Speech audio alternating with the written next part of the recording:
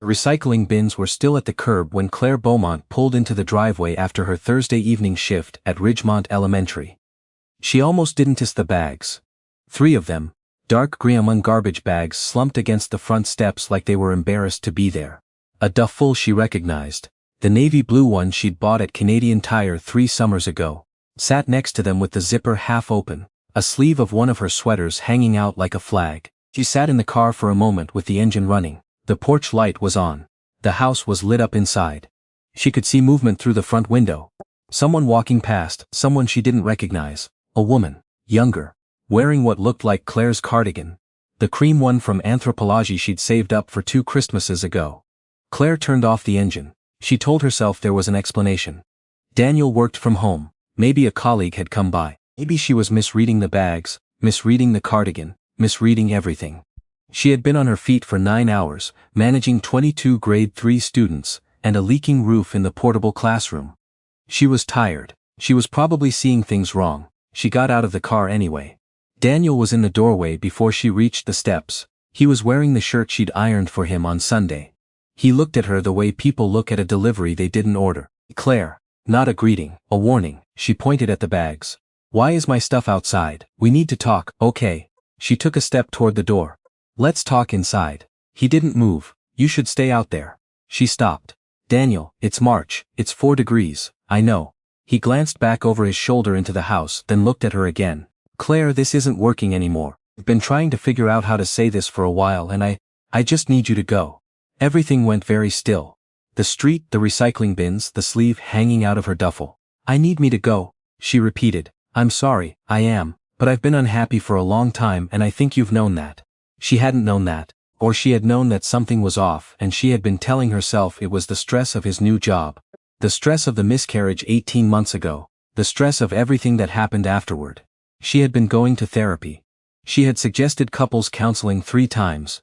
She had cooked dinners and left notes in his jacket pocket and she had tried so hard to hold them together. Who is she? Claire heard herself say, that's not. Who is the woman wearing my cardigan inside our house, Daniel? He exhaled. Her name is Vanessa. She works in my firm. 32 years old. 1 decade of her life given to this man. A mortgage they had signed together. A baby they had lost together, though apparently that loss had landed differently for each of them. The woman, Vanessa, appeared behind Daniel. She was perhaps 25, with the kind of effortless confidence that Claire associated with people who had never been told they were too much or not enough. She rested one hand lightly on Daniel's shoulder, and looked at Claire with something almost like sympathy, which was worse than contempt. I think you should hear him out, Vanessa said. He's been very patient. Patient. He had been patient. Claire looked at her husband. How long? That doesn't matter right now. It matters to me, about a year. He said it the way you'd say the weather. About a year, light winds, slight chance of snow. A year. While Claire was recovering from losing the baby. While she was going to her Thursday grief group at the community center on Bloor Street. While she was making casseroles and freezing them in portions because she'd read somewhere that routine helped with healing. I want you gone by tonight, Daniel said. I've had my brother file preliminary paperwork on the house. You'll get what you're owed. My name is on the deed. I know, the lawyers will sort it out. He had the decency to look at the ground when he said the next part. I know this isn't what you wanted to hear. But you have to be honest with yourself, Claire. Things changed after you lost the pregnancy. You changed. You became someone I didn't recognize. I need something different. She needed something different too, it turned out. She just hadn't known it yet. The neighbors were out. Of course they were. The Okafor family 3 doors down, who always walked their golden retriever at 7 o'clock. The retired couple across the street, the Tremblays, who sat on their covered porch with decaf coffee every evening until the temperature dropped below 0. Mrs. Tremblay had her hand over her mouth. Mr. Tremblay had stopped pretending to read his newspaper. Can we do this inside? Claire said quietly. Please, not out here. I think it's easier this way, Daniel said. Cleaner. For him, he meant. So she couldn't argue, couldn't fall apart in their shared kitchen, couldn't touch the things that were still hers. She stood at the bottom of her own front steps with her belongings in garbage bags, and her husband filling the doorway, and she understood that there was nothing left to say. She had married someone she did not actually know, or she had known him once and he had become someone else. Either way, the result was the same. She was outside and he was in, and the woman in her cardigan was standing behind him like a period at the end of a sentence. Her phone was in her coat pocket, $312 in her personal account.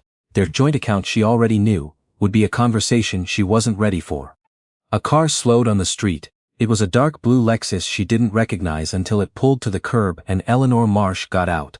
Eleanor was 61 years old, and had been the principal of Ridgemont Elementary for 16 years before she retired last spring. She had hired Claire a decade ago, watched her develop into one of the strongest teachers in the school, and written her a letter of recommendation so thorough and so generous that Claire had kept a copy in her desk drawer at school. They had coffee every few weeks. Eleanor walked the neighborhood in the evenings. Claire had texted her from the school parking lot that afternoon, a casual message about nothing in particular.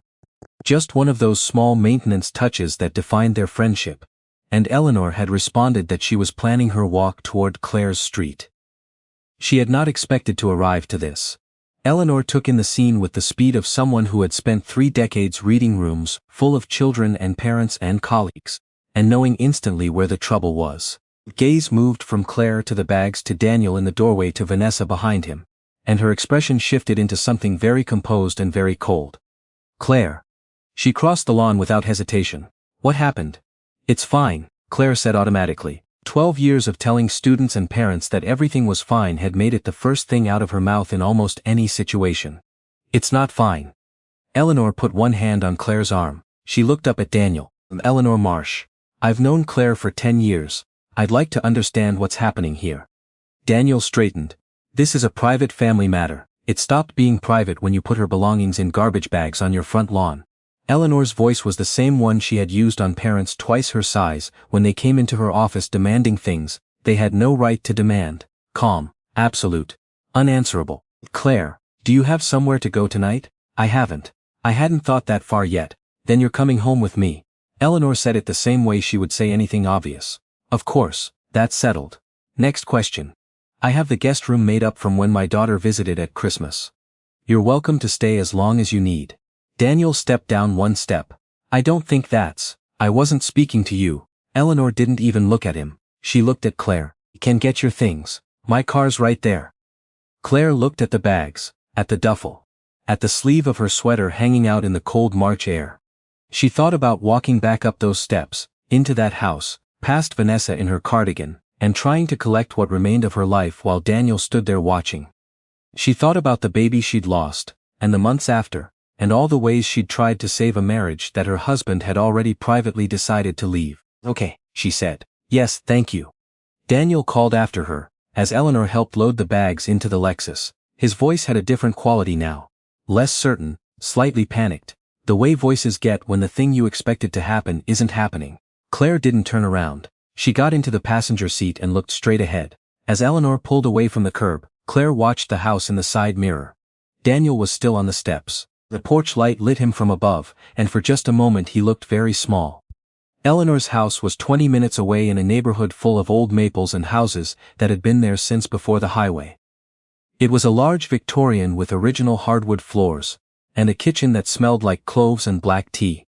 The guest room had a window that faced the backyard and a quilt that Eleanor's mother had made decades ago. The bathroom is across the hall, Eleanor said, setting Claire's duffel on the chair. There are extra towels in the closet. Are you hungry? Claire realized she hadn't eaten since noon. I don't want to be any trouble. You're not trouble. Eleanor said it firmly, the way she said everything that mattered. You're someone who needs a meal and a place to think. Sit down. I'll make soup. They sat at Eleanor's kitchen table for 2 hours. Claire told her everything. Not all at once, not in order, but in the way things come out when you're finally in a safe enough place to say them. The year before the miscarriage, when Daniel had started staying later at the office. The way he had grown impatient during her recovery, not cruelly exactly but with a kind of restless absence. Like he was tolerating the situation rather than living through it with her. The couple's counseling she'd suggested, and he'd declined. The cardigan she'd been given as a birthday gift from a student's family that he'd apparently decided to give to someone else to wear. Eleanor listened. She refilled the soup bowls. She did not tell Claire that everything would be fine, or that she would move on or that she was better off. She just listened, which was what Claire needed most. Later, in the guest room, Claire opened the banking app on her phone. Her joint account showed a balance she did not expect. $416. She had deposited her paycheck last Friday. Before any of the bills that ran in the middle of the month, that account should have had just over $6,000. She stared at the number for a long time. Then she opened her email and checked the statements she'd been meaning to look at for months. Transfer after transfer, the kind that were small enough not to trigger a notification individually, going back 7 months. Sometimes 200, sometimes 500, once 1,100 in a single day. All transferred to an account she didn't have access to. She opened their shared Google account next. An old habit from the early years of the marriage, when they'd used it to manage home expenses and renovation quotes, and the endless administrative back and forth of owning a house together. Daniel had forgotten it existed, or assumed she'd forgotten too. He had not been careful. Emails to Vanessa going back 14 months. Not just personal, detailed, financial. He'd been using his personal business credit card, the one tied to the joint household account under a supplemental card arrangement Claire had never fully understood. For expenses he'd submitted to his firm as client entertainment. Restaurant dinners. Hotel rooms in Toronto and once in Montreal. A weekend in Niagara-on-the-Lake filed under client relationship development. All with Vanessa. All submitted for reimbursement to the firm where he worked as a senior accountant. Claire sat up until 2 in the morning. She downloaded everything to her phone. She took screenshots. She organized them chronologically in a folder she labeled with the date. Then she started a notebook, a real one, paper, from Eleanor's writing desk, and began documenting everything she could remember. Dates when Daniel had claimed to work late. Expenses she had questioned and he had brushed off. The investment account he'd mentioned opening for them, 8 months ago, that she had never seen documentation for. By 3 o'clock she understood that she was not just a woman whose husband had left her. She was a woman whose husband had been building an exit for over a year while she was still inside the marriage, trusting it. The anger came then. Not the wet, falling apart kind, the other kind, the kind that makes you put the notebook down very carefully, and look out the window at the dark backyard and think, he thought I wouldn't. Look, he thought I would be too sad, too damaged by grief, too focused on saving us to notice what he was doing to us. He thought I wasn't paying attention. She had his firm's expense system emails in a folder. She had 14 months of transfers. She had the whole careful methodical theft of their shared life, documented in his own words. She went to sleep just before 4, and when she woke up, she knew exactly what she needed to do. Eleanor was already in the kitchen. She handed Claire coffee without being asked and sat down across from her. I found things, Claire said.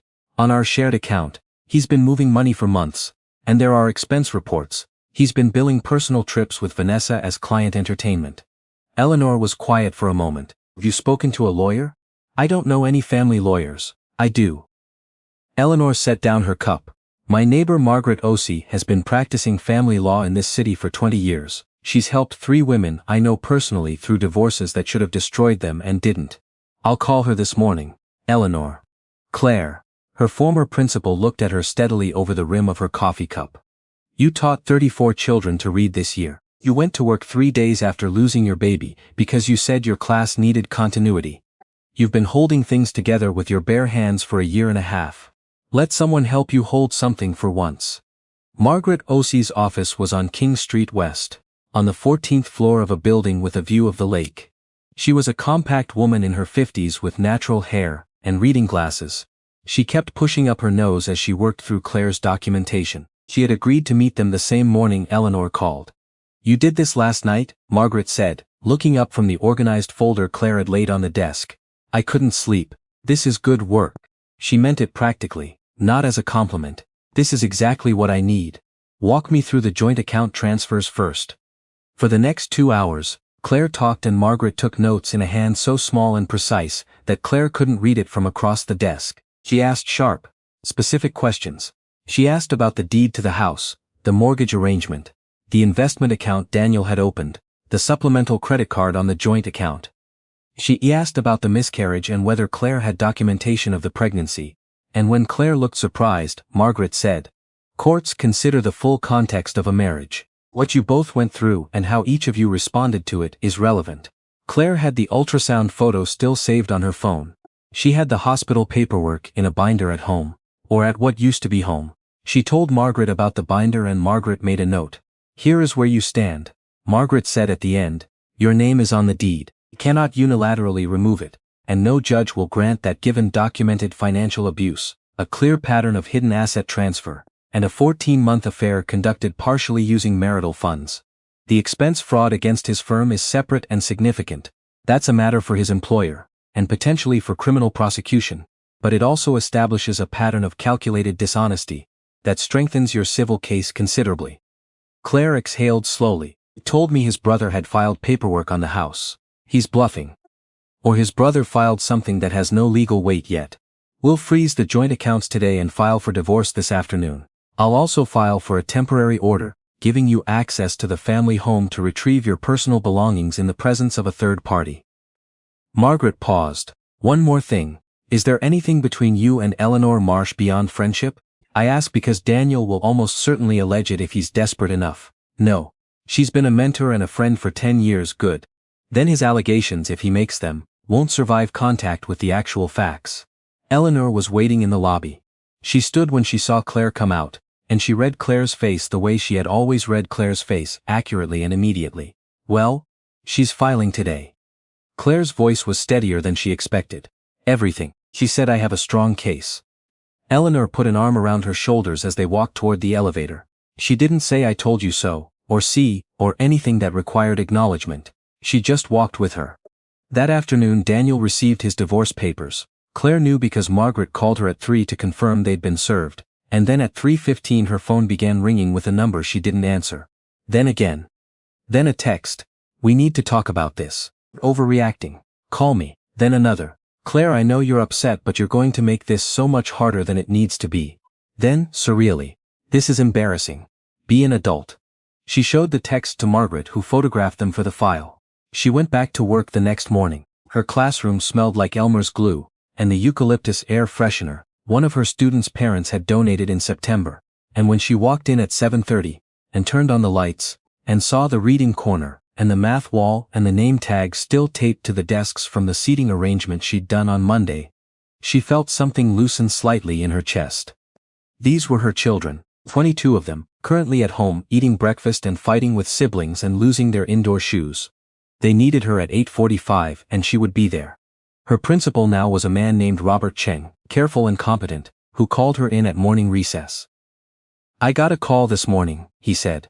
From a man claiming to be your husband. He asked for your schedule and your classroom location. I told him we don't share staff information. Robert looked at her steadily. Is there something I should know, Claire? I'm going through a divorce. He's not handling it well. She kept her voice level. I'm sorry, I called. It won't happen again. Don't apologize. If he calls again, I'm involving HR and we'll look at what protective measures the board recommends. He paused. Your students need you, and so does this school. Take whatever you need. She didn't take time. Teaching was the one thing that made sense right now, the one room where her competence was unambiguous, and her purpose was clear. At lunch, Margaret called. His firm's HR department contacted me this morning. Someone in their compliance office received an anonymous tip about the expense reports. They've launched an internal review. A brief pause. It wasn't anonymous. One of Vanessa's colleagues saw her name on a submitted expense report filed under a fictional client and asked questions. The compliance officer pulled the file and found 14 months of identical reports. So they found it without me. They found the pattern. The documentation you gave me will confirm the specifics when they subpoena records. I anticipate Daniel will be placed on administrative leave by end of week. Another pause. Claire, this is going to escalate before it settles. He's losing his marriage, his job and his reputation simultaneously. People in that position do not always behave rationally. The prediction was accurate. On Friday, Daniel showed up at Ridgemont Elementary. Claire was in the middle of a read aloud. A chapter from Charlotte's Web, which she had been reading to this class since September. When Robert Cheng appeared at her classroom door and signaled her to step out. She asked her educational assistant to take over and walked into the hallway. He's in the parking lot. Robert said quietly. He's been there for about 20 minutes. I've called the police. There's a restraining order on file with us now. Margaret's office sent it over yesterday, and technically he's in violation by being within 200 meters of your workplace. Claire looked through the hallway window at the parking lot. She could see Daniel's car, the gray Honda they had bought together 4 years ago during a weekend trip to the dealership in Mississauga, parked crookedly near the entrance. He was standing beside it. He looks terrible, she said, before she could stop herself. He should stay in his car. He didn't stay in his car.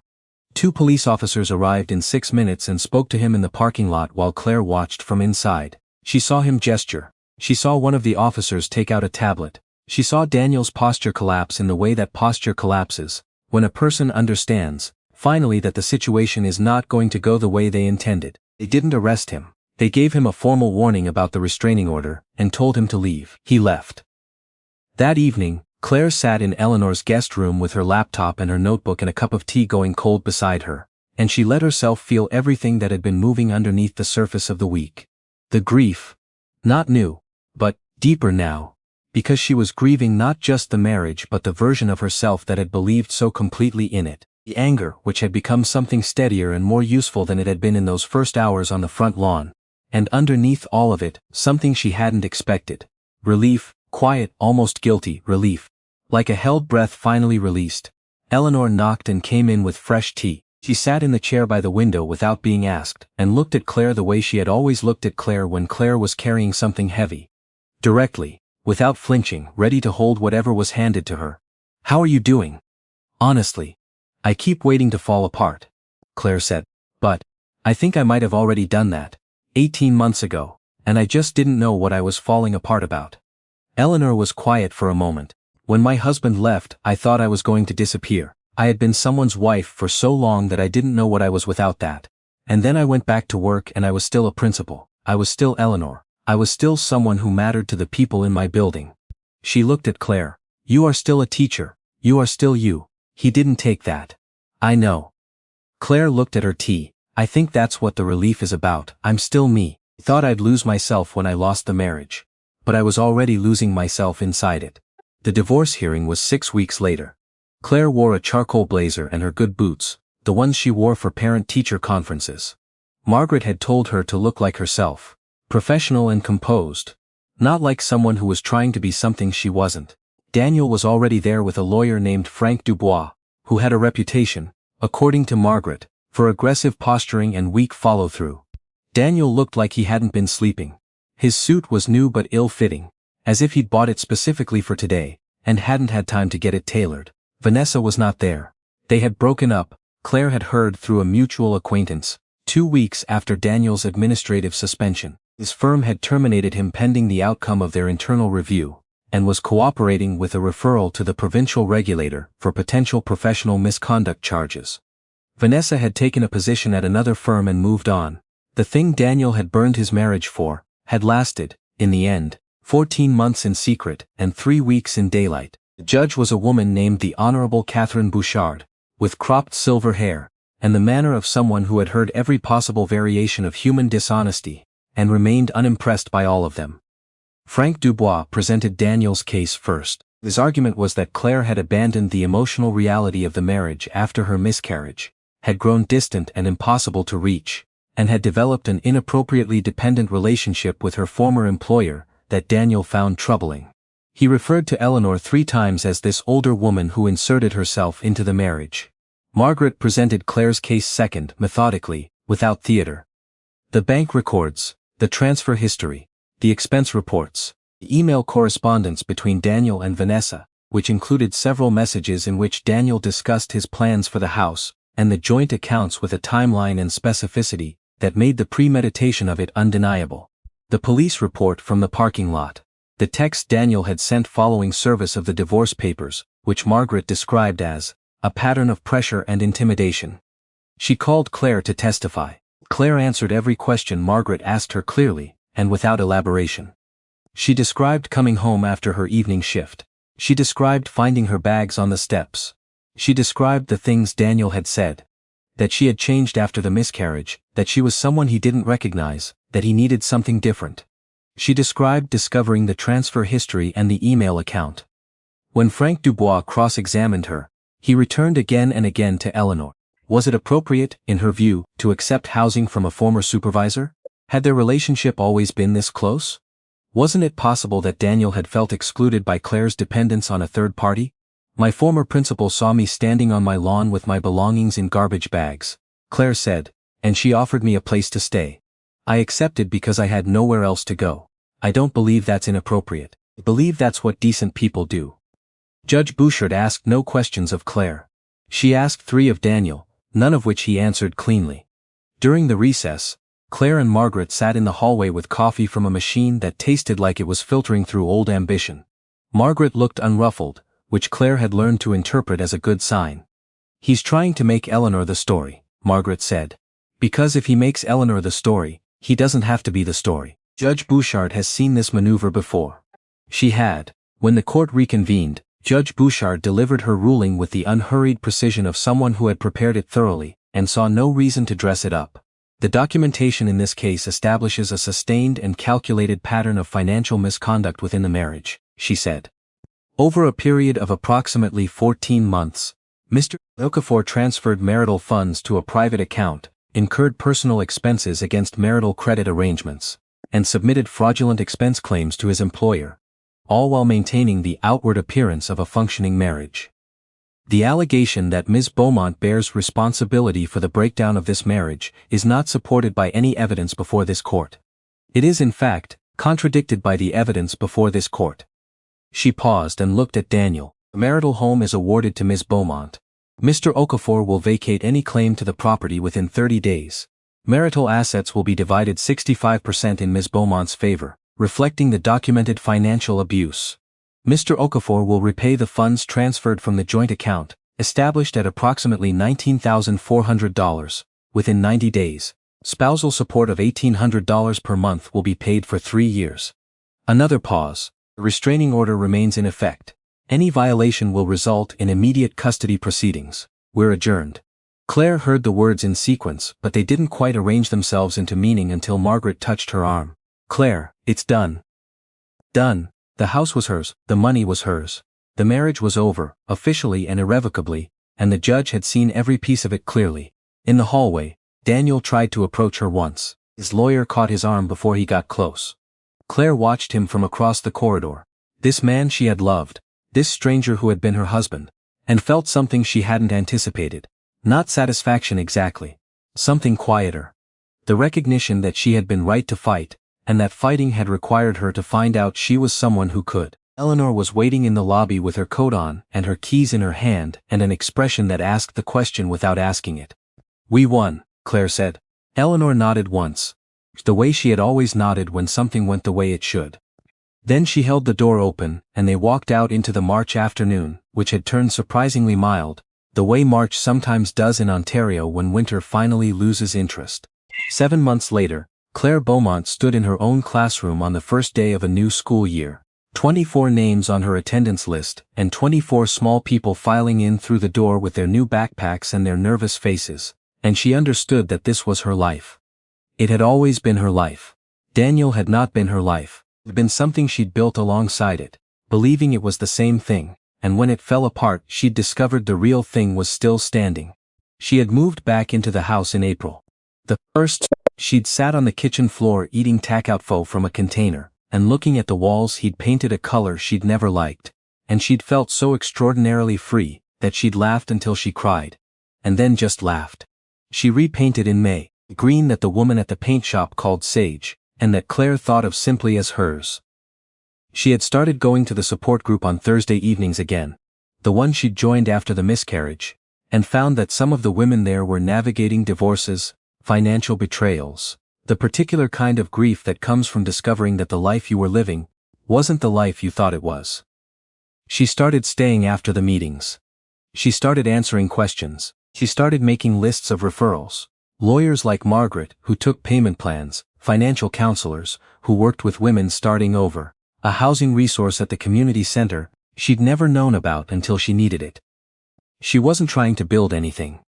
She was just doing what came naturally, which was showing people how to find what they needed. Eleanor came for dinner one Sunday in October, and walked through the repainted house and stood in the kitchen for a long moment looking at Claire's new bookshelves, which were full of real books and a photograph from the school year-end celebration, and a small succulent a student had given her in June. "You look like yourself," Eleanor said. "I feel like myself." "Good." Eleanor sat down at the table and accepted the tea Claire handed her. "That's the whole thing, you know. That's all it is. You have to come back to yourself. The rest builds from there." Daniel had found work at a smaller firm in the suburbs. The professional misconduct finding had resulted in a conditional license. He could practice, but under supervision, for 2 years.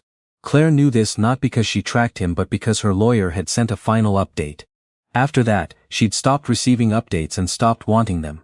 She thought about him sometimes, but not with the wrenching quality she'd expected. She thought about him the way you think about a period of your life that was formative and difficult, and is now, definitively, over.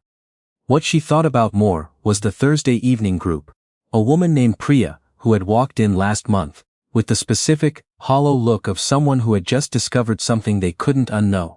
The look Claire recognized from the inside. She'd stayed after and they'd talked for an hour, and Claire had written down Margaret's number, and the number of a financial counselor, and the address of a credit union that offered emergency accounts for women leaving financial abuse situations. By the end of the hour, Priya had a plan. Not a complete one, but a beginning. The following week, Priya came back and asked if she could bring a friend. On a Wednesday evening in November, Claire was sitting at her kitchen table marking a set of math tests when her phone buzzed with a text from Eleanor. Board of Education is looking for a new curriculum lead for literacy K6, full-time, school board level. Pays significantly more than classroom. You would be exceptional at it. Think about it. Claire set down her red pen. She thought about 24 children who were currently at home doing the homework she'd assigned, who would come back Thursday morning and want to know what the next chapter of their book held.